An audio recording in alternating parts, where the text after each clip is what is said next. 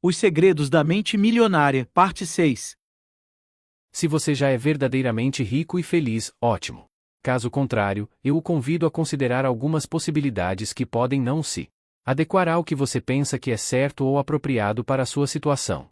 E, por falar em confiança, adoro a história do homem que está caminhando à beira de um penhasco quando, de repente, perde o equilíbrio, escorrega e cai. Felizmente, ele tem a presença de espírito de se agarrar a uma saliência do penhasco e ficar pendurado ali de forma desesperadora. Depois de passar algum tempo nessa situação, começa a gritar por socorro. Há alguém aí em cima que possa me ajudar? Não houve nada. Ele continua gritando. Há alguém aí em cima que possa me ajudar? Até que uma voz estrondosa responde. Sou eu, Deus. Posso ajudá-lo. Solte-se e confie em mim. O que se ouviu em seguida foi. Há mais alguém aí em cima que possa me ajudar? A lição é simples.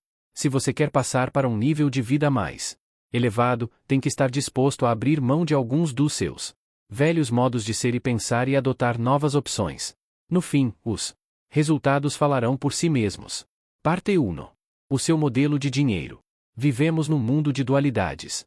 Alto e baixo, claro e escuro, quente e frio, rápido e lento, direita e esquerda são alguns exemplos dos milhares de polos opostos com que convivemos.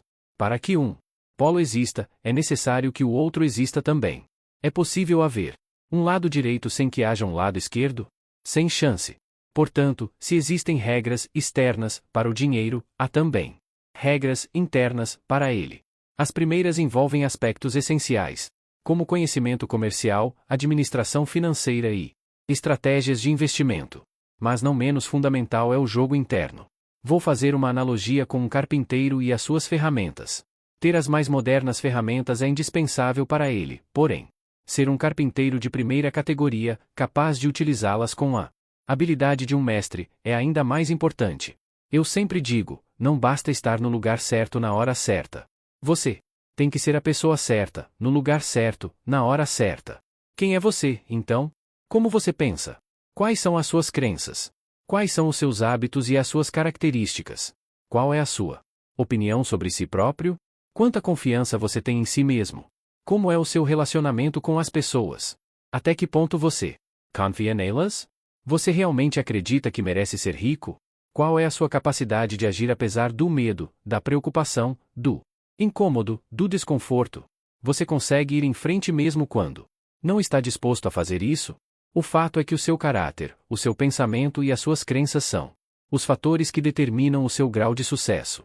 Stuart Wilde, um dos meus escritores favoritos, apresenta a questão da seguinte maneira: a chave do sucesso é despertar a própria energia, pois isso atrairá as pessoas até você.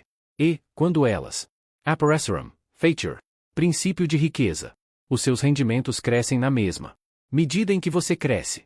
Porque o seu modelo de dinheiro é importante. Você já ouviu falar de pessoas que desabrocham financeiramente? Já notou que alguns indivíduos ganham rios de dinheiro e depois perdem tudo, ou começam aproveitando uma excelente oportunidade, e em seguida, deixam o bolo desandar? Agora você sabe qual é a verdadeira causa desse problema. Por fora, parece má sorte, uma oscilação na economia, um sócio desonesto, seja lá o que for. Por dentro, porém, a questão é outra.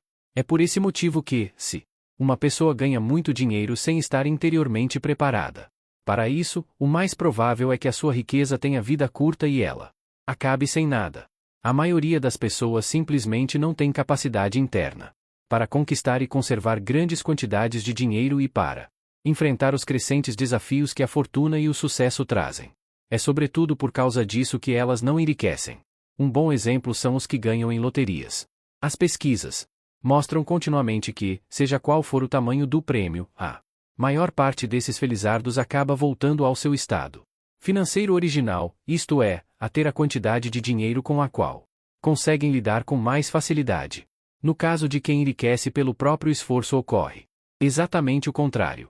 Repare que, quando um milionário desse tipo perde a fortuna, geralmente ele a refaz em pouco tempo. Nesse aspecto, Donald Trump é um ótimo exemplo. Ele tinha bilhões de dólares e perdeu cada centavo. 2 anos depois, recuperou tudo e até conseguiu mais. Como se explica esse fenômeno? É simples. Pessoas assim podem perder todo o dinheiro que possuem, mas jamais perdem o Ingrediente mais importante do seu sucesso, a mente milionária. No caso de Trump, a sua mente bilionária, é claro. Você já percebeu que ele nunca poderia ser apenas um milionário? Como você acha que ele se sentiria a respeito do seu sucesso financeiro se o seu patrimônio líquido fosse de $1 milhão? Provavelmente, arruinado, completo fracasso financeiro.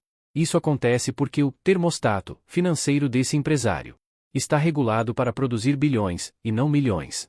Algumas pessoas têm um termostato financeiro programado para gerar milhares, e não milhões. Outras têm um termostato ajustado para criar algumas centenas.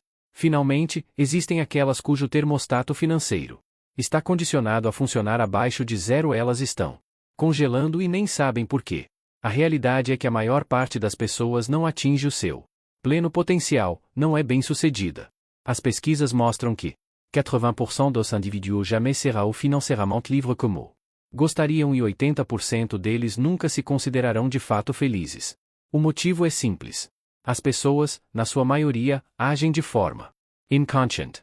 Quase dormem no ponto, trabalham e pensam num plano superficial da vida, baseada somente no que veem. Elas vivem estritamente no mundo visível. As raízes geram os frutos. Imagine uma árvore. Suponha que seja a árvore da vida. Nela há frutos. Na vida, os nossos frutos são os nossos resultados. Nós olhamos para eles e não gostamos do que vemos, achamos que os frutos que produzimos são poucos, muito pequenos ou que o seu sabor deixa a desejar. O que tendemos a fazer, então? A maioria de nós dedica ainda mais atenção aos resultados. Mas de onde eles vêm? São as sementes. E as raízes que os geram. É o que está embaixo da terra que cria o que está em cima dela. É o invisível que produz o visível. E o que significa isso? Isso quer dizer que, se você quer mudar os frutos, primeiro tem que trocar as raízes. Quando deseja alterar o que está visível, antes deve modificar o que está invisível.